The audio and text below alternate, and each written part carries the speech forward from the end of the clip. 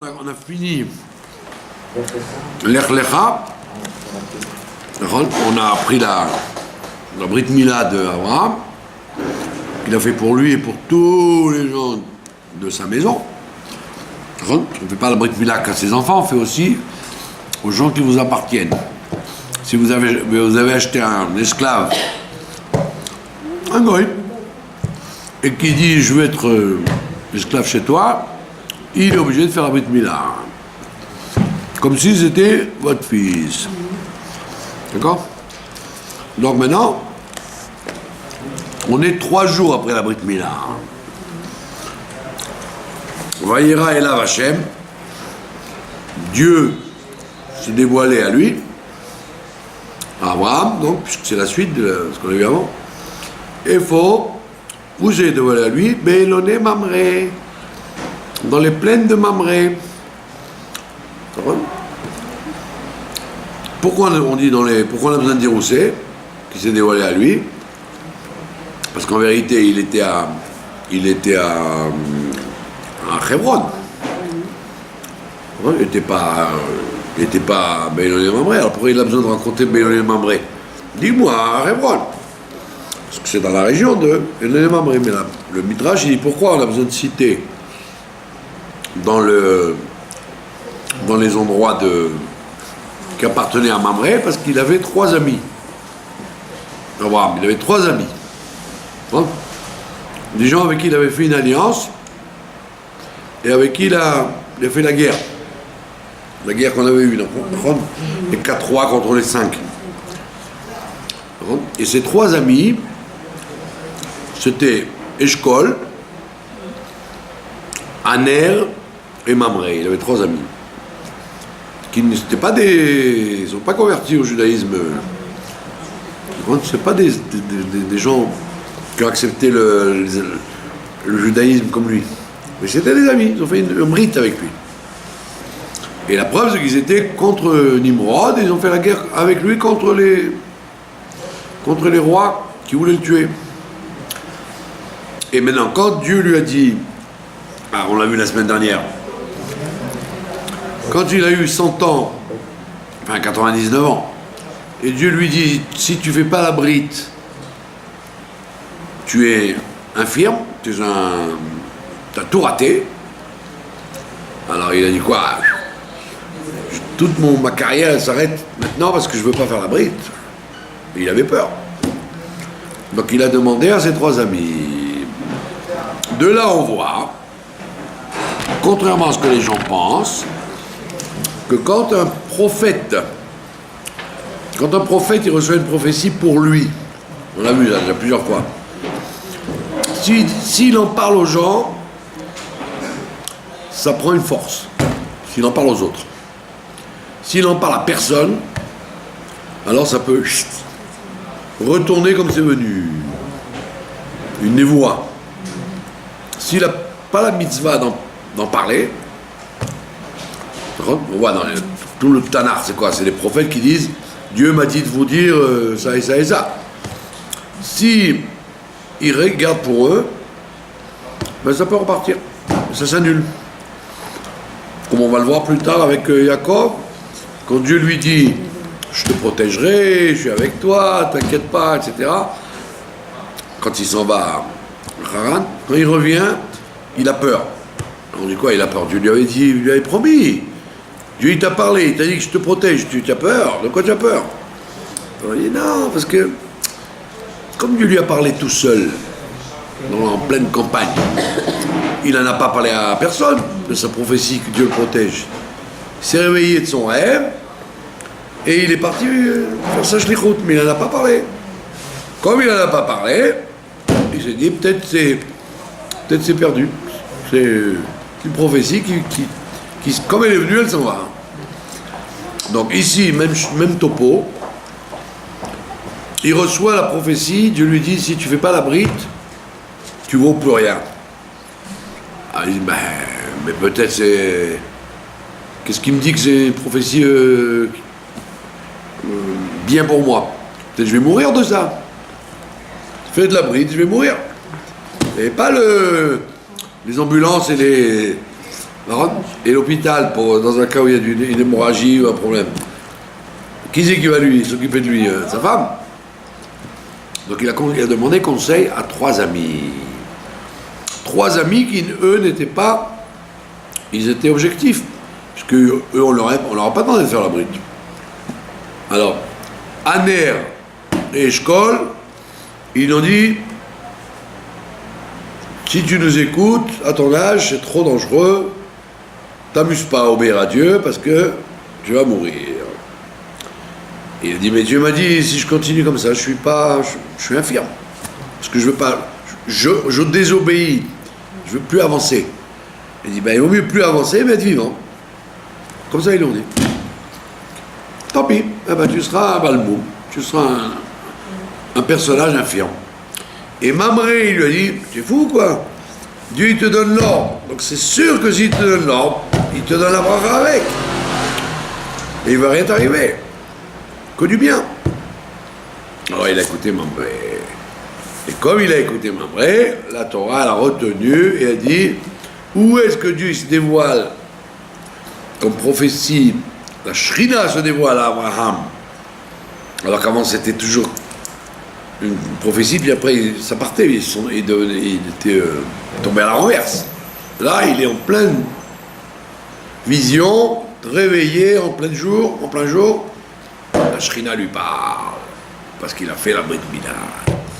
Et comme c'est pas n'importe quoi d'avoir le srout dans l'endroit où vous êtes, que Dieu il vous parle.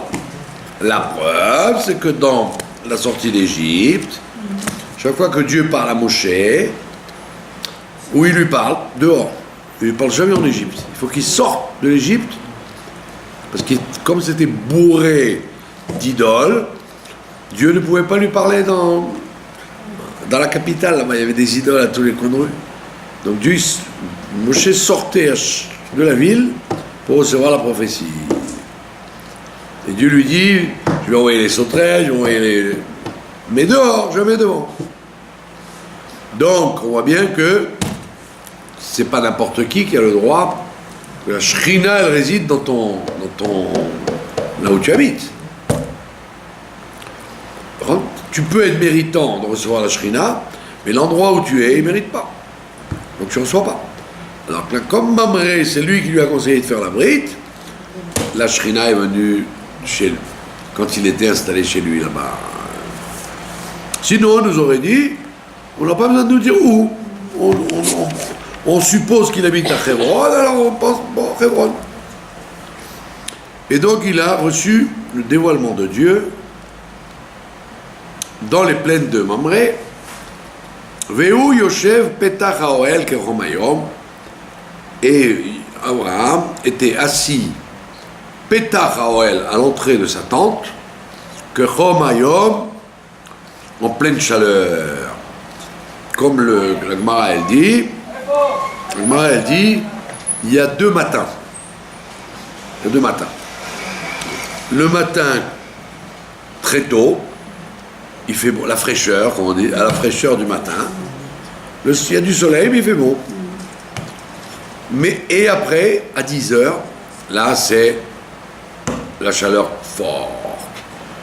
Plus forte encore qu'à midi. Donc il y a 2 sortes de matins. Le petit matin et le milieu de la matinée où il fait très, très, très chaud.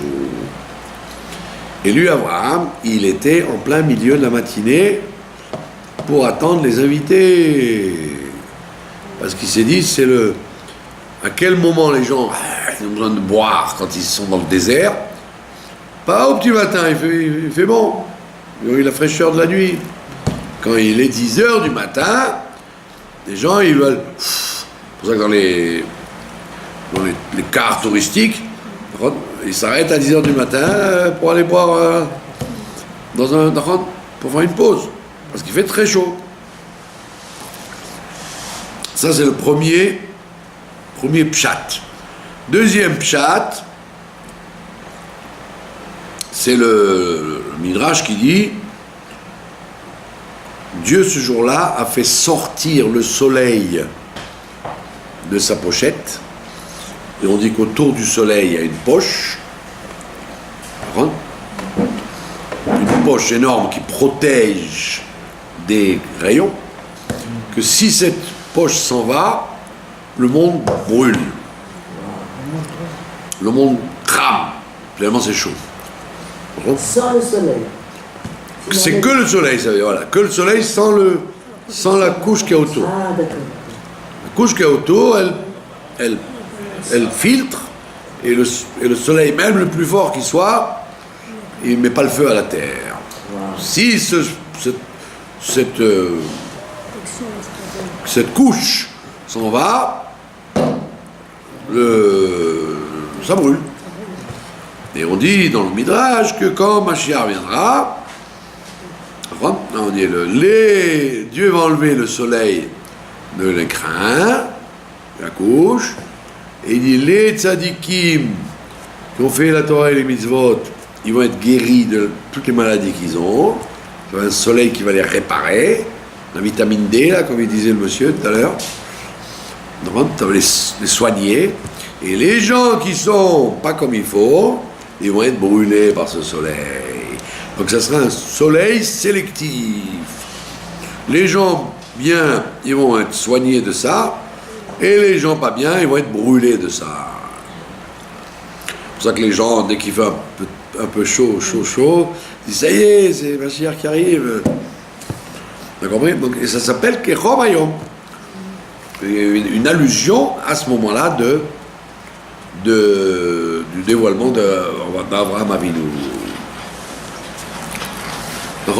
Donc lui, il s'est mis là-bas, comme on l'a dit, parce qu'il voulait faire Achnasat Orchim. Comme il voulait recevoir les gens pour manger et boire, il s'est installé là-bas. Mais en même temps, ça donne une allusion que un jour viendra où ce soleil va aussi sortir comme il est sorti pour Avraham Avinu. Et le Midrash il dit pourquoi Dieu il a sorti le soleil alors? Pourquoi faire? Il dit justement pour ne pas déranger Avraham Avinu. Pour pas, comme il faisait, c'était le soleil du temps du Messie, les gens ils ne sont pas sortis de chez eux parce qu'ils avaient peur d'être brûlés.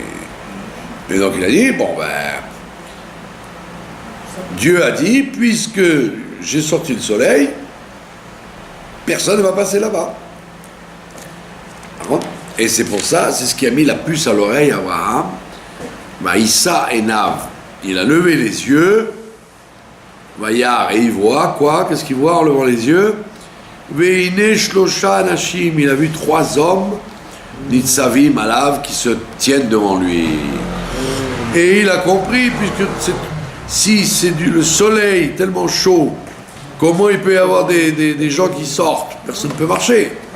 Donc il a deviné que c'était pas 3 hommes stam, mais que c'était des anges. C'était des anges qui pouvaient supporter une telle chaleur. Ah ouais, c'est vrai ça. Ça c'est le midrash classique, c'était des anges. Il y en a qui disent, le midrash qui dit non, c'est pas des anges. Il dit les anges, d'abord le midrash nous dit c'était 3 anges, Michaël, Gabriel et Raphaël.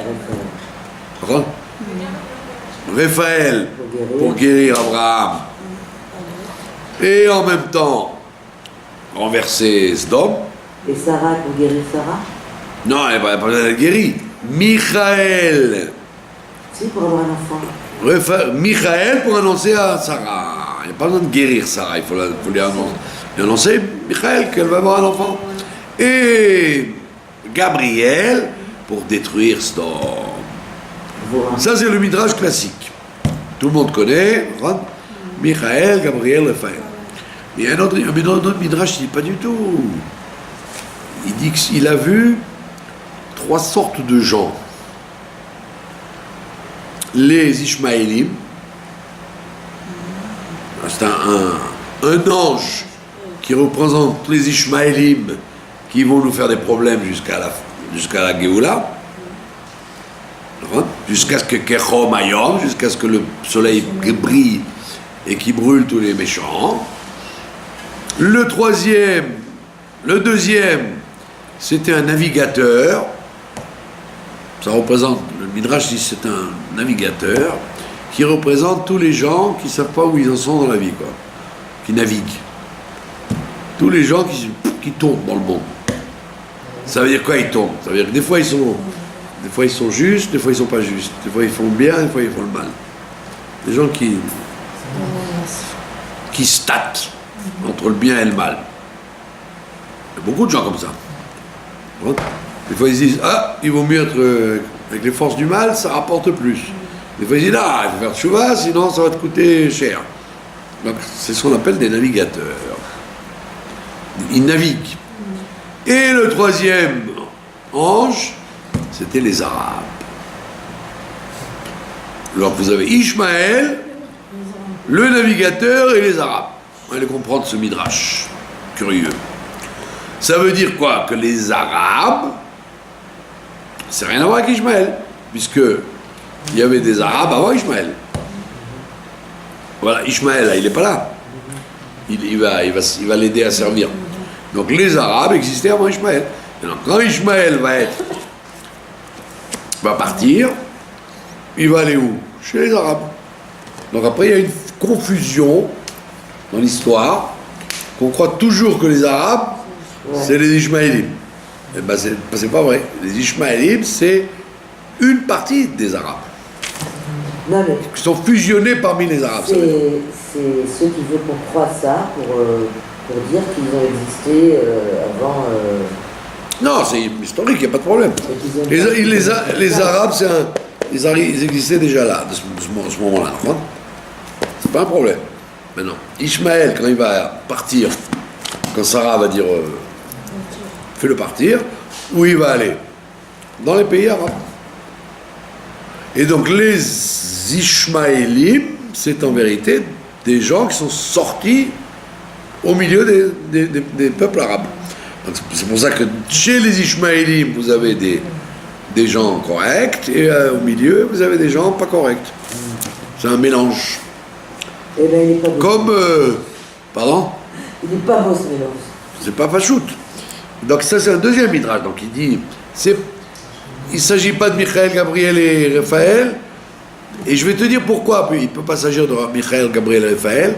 Parce que comme les noms des mois juifs, ils n'existaient pas dans la Torah. Dans la Torah, il y a écrit premier mois, deuxième mois, troisième mois. C'est quand ils sont partis à Babel et qu'ils sont revenus de Babel avec Mordechai et après l'exil de Babel et de Perse, c'est là-bas qu'ils ont ramené les noms qu'on connaît. Nissan, Iyar, Sivan, Tammuz, Avelou. Comme dit d'ailleurs le Midrash, que Tammuz, c'est le nom d'un dieu babylonien. Oui. C'est un dieu très méchant qui tue les petits-enfants et qui fait du mal. Et c'est pour ça qu'on dit Yud Bet Tammuz, c'est la transformation du mois de Tammuz de bien en mal, de mal en bien, etc., etc. Mais que le mois de Tammuz, à l'origine, c'était la destruction du temple, le 17 Tammuz. Et pourquoi on a pris ça alors, Tammuz? Ils ont donné des noms en fonction du mois. Ils ont donné des noms, comme vous diriez, astrologiquement, quoi. Nissan, c'est le bélier. Iyar, c'est le taureau. Sivan, c'est le Gémeaux. Tammuz, c'est le Cancer. Vous voyez que c'est un nom, c'est un mois qui n'est pas bon à l'origine.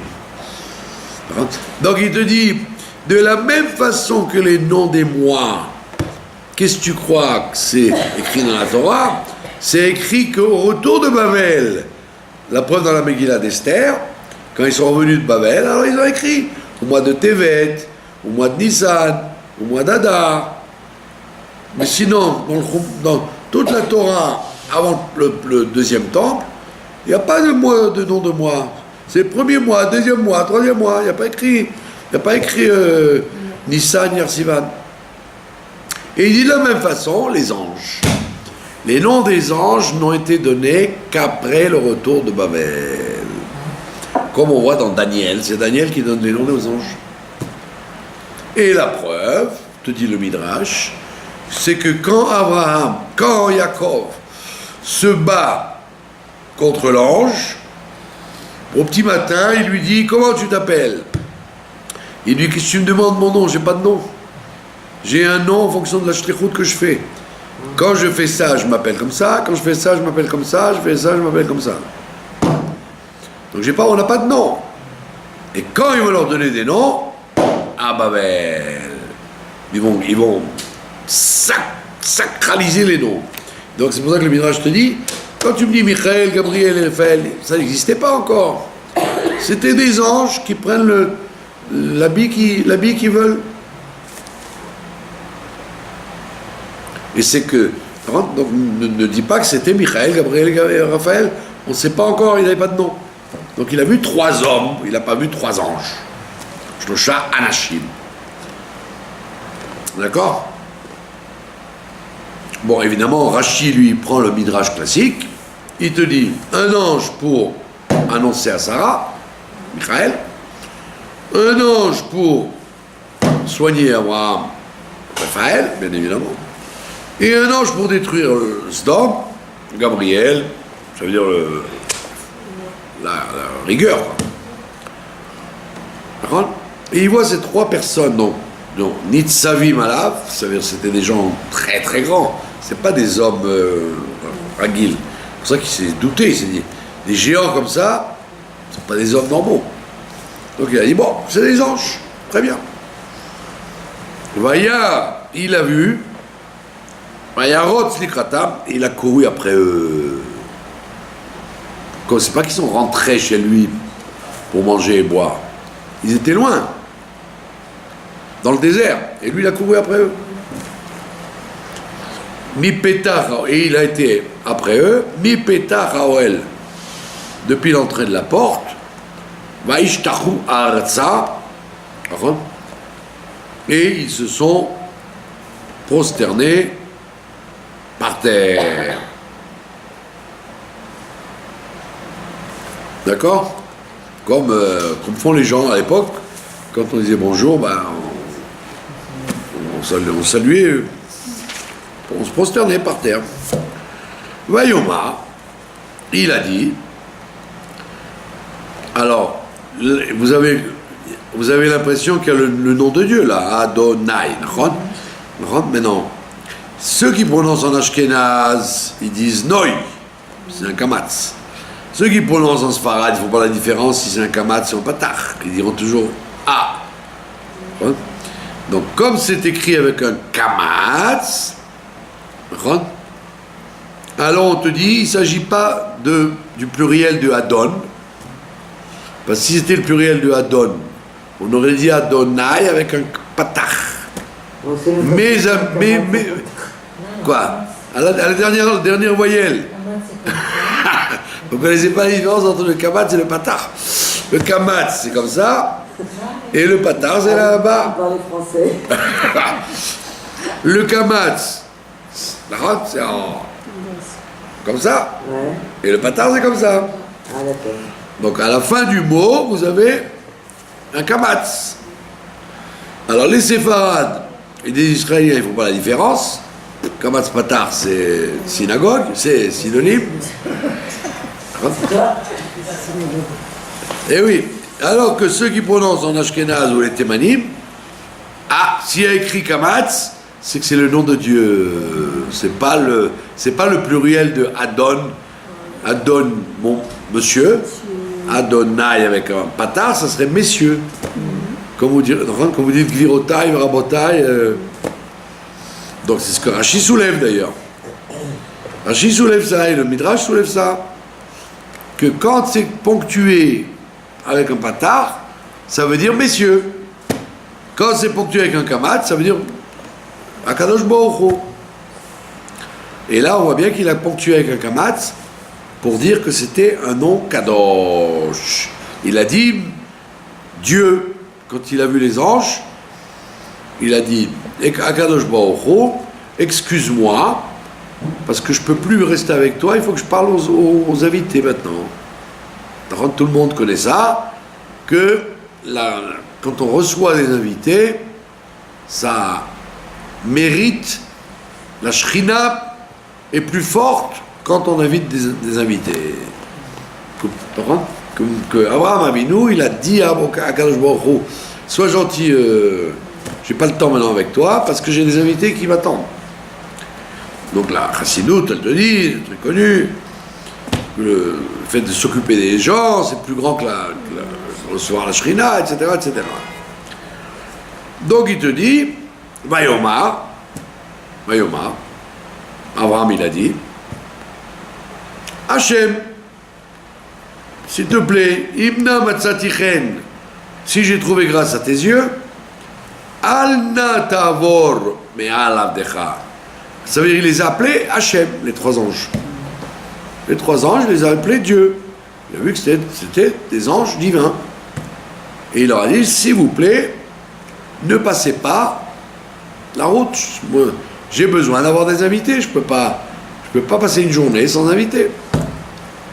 Et le Midrash, il dit, à tel point il était malade comme il était, il n'a pas dit, hein, bon, ben, je fais une pause là. Hein. Petite pause jusqu'à ce que je guérisse de ma Brit Mila. Ma femme, elle va me faire un thé chaud, tranquillement à la maison, et on attend. Pas du tout. Comment je peux passer une journée sans recevoir des invités? Et là, le Midrash, il dit, ce jour-là, il n'y a jamais eu autant de guérim qui sont venus se convertir du fait qu'il avait fait la Brit Mila. Des milliers de gens se sont tapés à sa porte pour devenir juifs. De là, on voit que quand vous faites une mitzvah, même toute seule dans votre coin, vous dites, oh, qui c'est qui me voit, ça sert à quoi? Eh bien, quand tu fais une mitzvah, tu attires dans le monde des forces du bien que tu ignores toi-même. Tu ne sais même pas ce que tu fais. C'est beau, hein? Ah oui. Toi, tu crois que il y a eu un miracle là, que les salopards qui nous lancent des vol-au-vent là, des vol-au-vent. Des pots de fleurs, comme vous l'aurez dit. Ouais. Sur qui mettent le feu, et bon, Hachem, il n'y a pas de gens qui sont blessés, c'est un nest tous les jours. Toi, tu dis, mais c'est Dieu qui fait ça. Oui, mais Dieu, il peut rien faire si c'est pas toi qui fais des mitzvot de ton côté à toi. Donc c'est peut-être grâce à toi, parce que tu as fait une mitzvah avec Kavana, où tu as lu les Teilim comme il faut, qui a empêché que le vol au vent, eh bien, il y a eu un truc, bon, Hachem. Ils ont envoyé un truc, il y avait une bombe dessus. Parce qu'il n'y a pas que de trucs de feu. C'est aussi des... Évidemment, Israël réfléchit, pour pas envenimer la chose, comme d'habitude. Et là, Baruch Hashem, il y en a un, le vent l'a repoussé, il a sauté chez eux. Comme les missiles qu'ils ont envoyés sur Tel Aviv. Exactement. Et le vent, ils ont dit, les pilotes, ils ont dit... Voilà. C'est même pas pensable. Donc il te dit, comme Abraham il a fait Messirut Nefesh, il a fait la Brit Mila, à ce jour-là où il a fait Messirut Nefesh, des milliers de gens sont arrivés à se rapprocher de Dieu. Maintenant lui, il a dit, malade ou pas malade, il faut recevoir les invités. Et donc il leur a dit, je vous en prie, Alna, s'il vous plaît, ne passez pas devant chez moi sans rentrer. Et il a dit, Yukachna me'at ma'im, il sera pris, s'il vous plaît, me'at ma'im, un peu d'eau. D'accord? Il sera pris un peu d'eau, s'il vous plaît. Verachatsu raglechem, et vous, comme ça vous laverez vos pieds. Donc l'eau, pour boire, on en prend beaucoup. Mais pour se laver les pieds, on n'en prend pas beaucoup, parce que ça manque dans le désert. Alors on garde plus de l'eau pour boire que pour se laver les pieds. Mais pourquoi il a demandé ce qu'il se lave les pieds? Parce que, Rachid te dit, parce que il avait peur que ce soit des idolâtres. Et les idolâtres, ils embrassaient la poussière de leurs pieds. C'est une religion comme ça. Donc il leur a dit, lavez-vous, prenez un peu d'eau, lavez-vous les pieds, Vishanu tachat haetz, et installez-vous Ouais. sous l'arbre, Ça va. c'est-à-dire à l'ombre. D'accord? Veikra fat lechem, et je prendrai pour vous du pain. D'accord? Du pain. Mais saadou libechem, mais vous rassasirez votre cœur. Achar tavou, et après vous marcherez, vous partirez. Quand on voit la force d'Abraham, c'est qu'il a dit, venez prendre une petite collation, quoi, un peu d'eau fraîche et du pain. Il a parlé peu et il a fait beaucoup, parce qu'on va voir qu'il va leur préparer un vrai festin. Alors il y en a, ils font le contraire, il dit viens manger à la maison, et alors je dis, bon, manger à la maison, ça veut dire salade, poisson, viande, dessert, et vin, et bière, etc. Non. Et j'arrive là-bas, qu'est-ce qu'il y a à manger? Ah ben voilà, je trouve une boîte de sardines, et... Donc lui, Abraham, il a fait le contraire. Il a dit, prenez un tout petit encas, là, un peu d'eau et de... Un tout petit encas, vous avez... Prenez ça.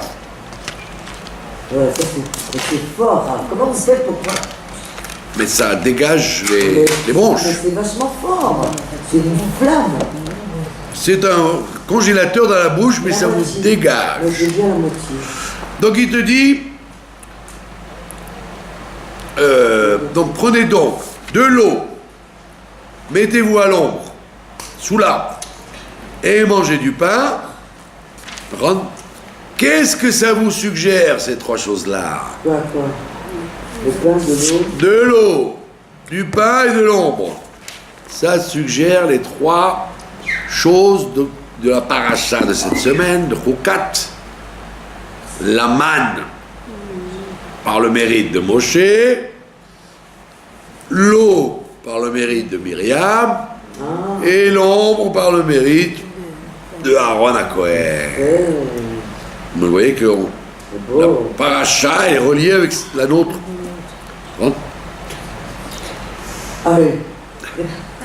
C'est la moutarde de Dijon direct. Ben, il y a dedans du poivre Ah fort. bah ça ne m'étonne pas. Ça dégage les bronches, Ah c'est lui qui est enrhumé. bien sûr. Mais Kitso, alors vous allez poser une question. Il faut savoir. La manne, l'eau et les nuées, c'est grâce à Abraham ou grâce à Moshe, Aaron et Myriam? Comment ça marche? Ici, on te dit c'est grâce à lui. Comme il leur a donné du pain, ses descendants auront droit à la manne. Comme il leur a donné de l'eau, ses descendants auront droit à la source de Myriam, au puits de Myriam.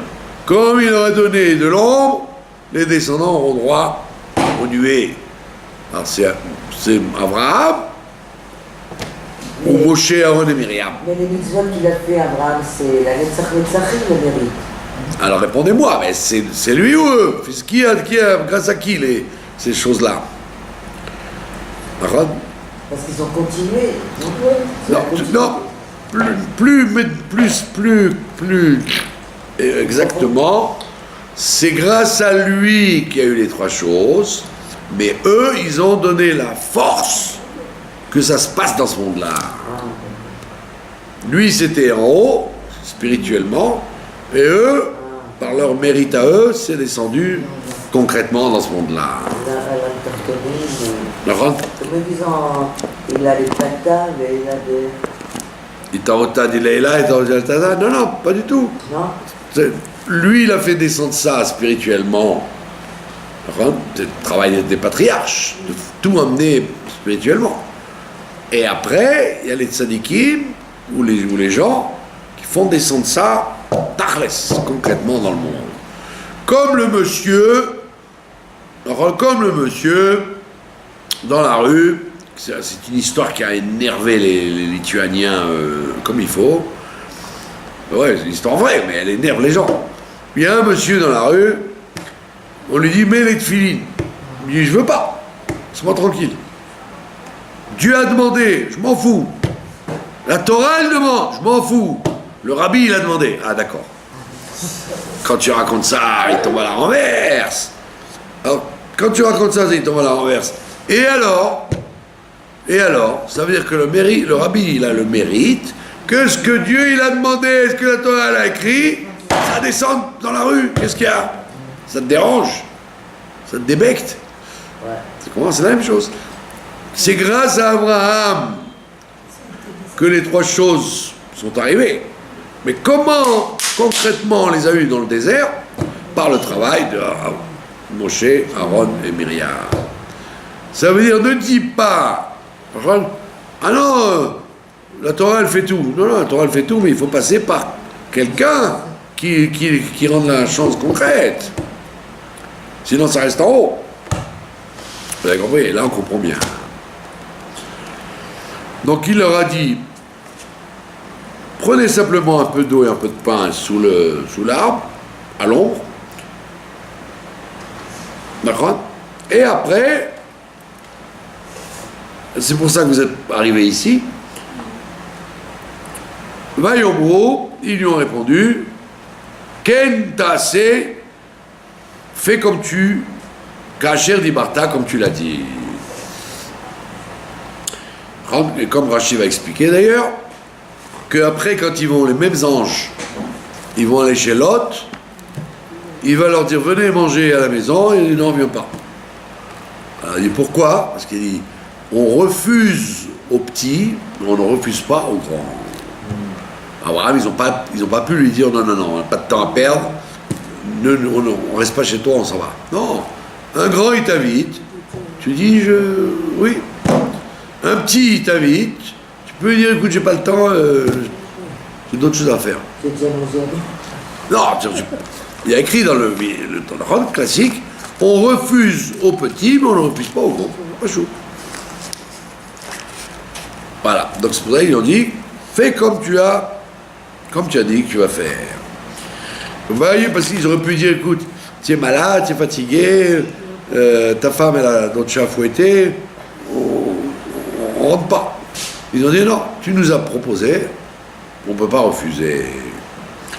Voyez Maher, Abraham s'est dépêché à Oela, El Sarah, vers la tente. El Sarah, et il a demandé à sa femme. Vayomer, alors vous auriez dit, il est culotté quoi. C'est lui qui invite et c'est sa femme qui cuisine. En vérité, parce qu'ils travaillaient ensemble. Quoi, ils savaient très bien qu'on ne peut pas faire un Arnasa Torchim quand on est tout seul. C'est pas évident. Donc il a demandé à sa femme, Vayomer, il lui a dit, Mahari, dépêche-toi, Shlosh Sehin Kemach. Prends-moi 3 Sehim, c'est-à-dire c'est une quantité énorme de farine.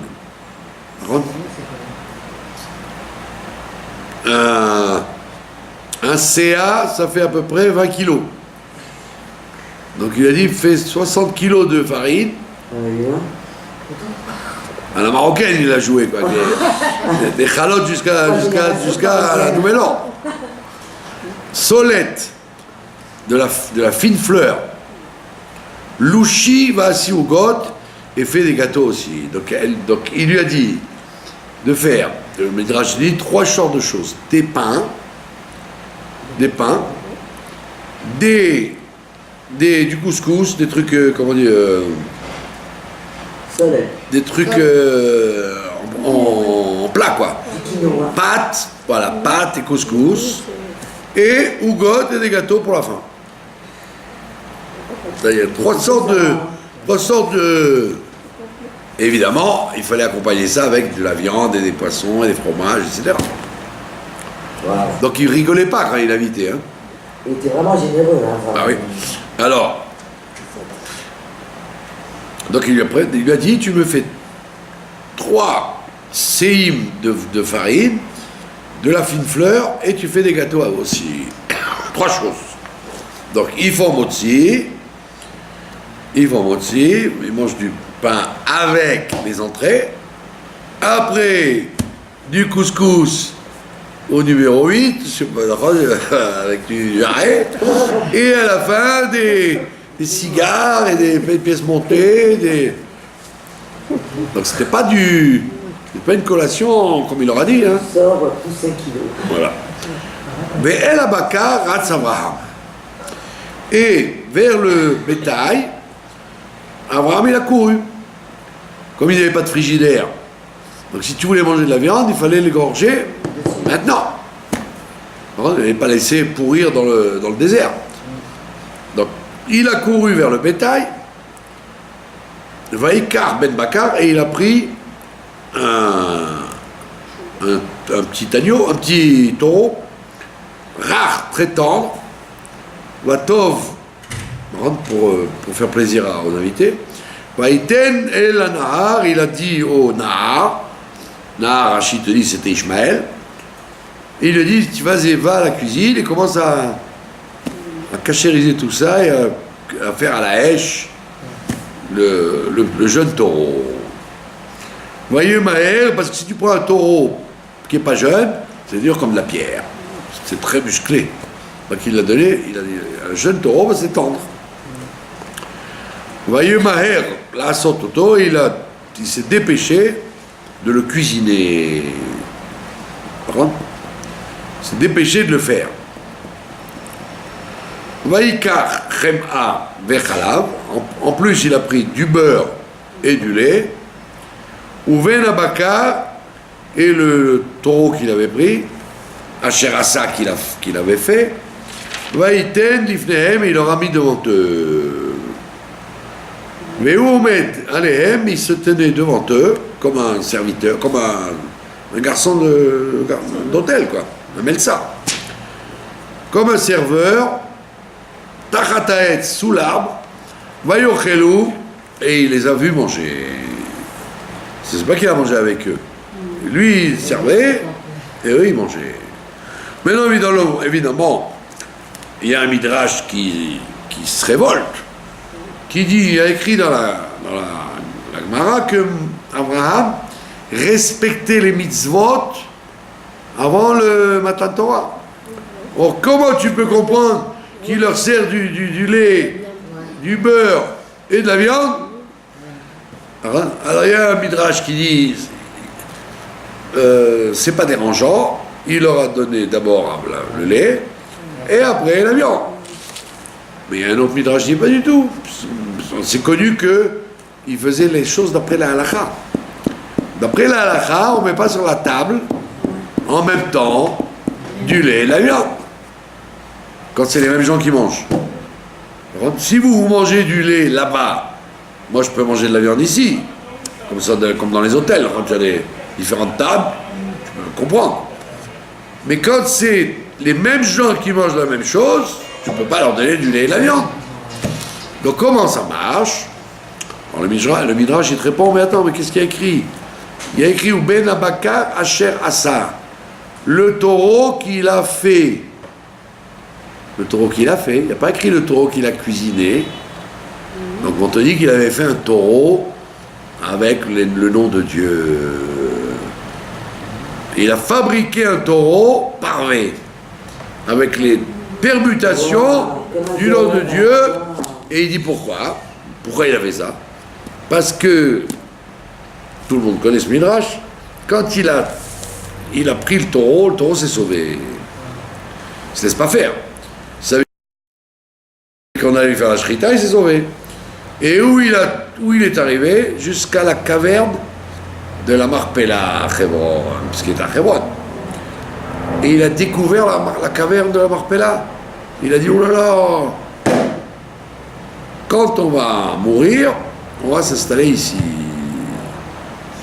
Parce qu'il a vu la tombe de Adam Arishon avec cravate, il a vu une kedusha spéciale à Hebron.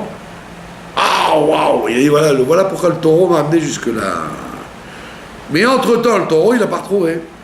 Donc j'ai dit, je vais leur faire maintenant un peu de fromage, c'est ça le repas.